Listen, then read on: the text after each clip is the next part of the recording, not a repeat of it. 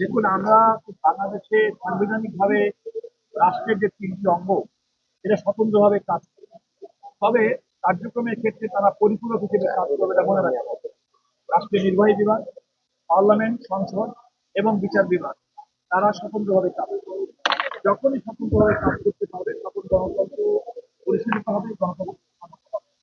আমি মনে করি এই যাবৎকালে বিশেষ করে এই গণতান্ত্রিক সরকারের যে যাত্রা শুরু হয়েছে, এখনো পর্যন্ত আমরা কোনো ধরনের নির্বাহী বিভাগের পক্ষ থেকে কোনো ধরনের ইন্টারফিয়ারেন্স আমরা এখনো লক্ষ্য করি।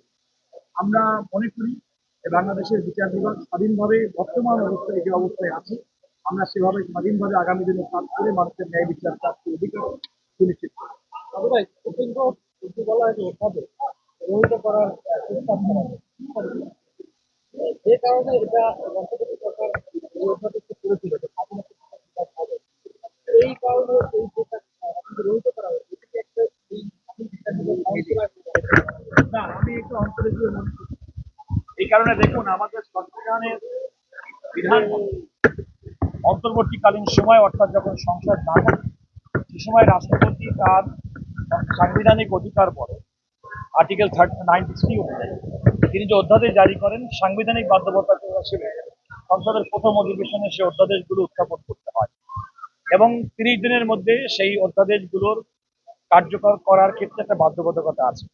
ইতিমধ্যে আমাদের মাননীয় আইন, বিচার এবং সংসদ বিষয়ক মন্ত্রী জনাব মোহাম্মদ আসাদুজ্জামান বলেছেন, এই প্রক্রিয়ার মধ্যে স্বল্প সময়ের মধ্যে যে সমস্ত অধ্যাদেশগুলো করা হয়নি, পর্যায়ক্রমে সেগুলো আলটিমেটলি আইনে রূপান্তর করা হবে।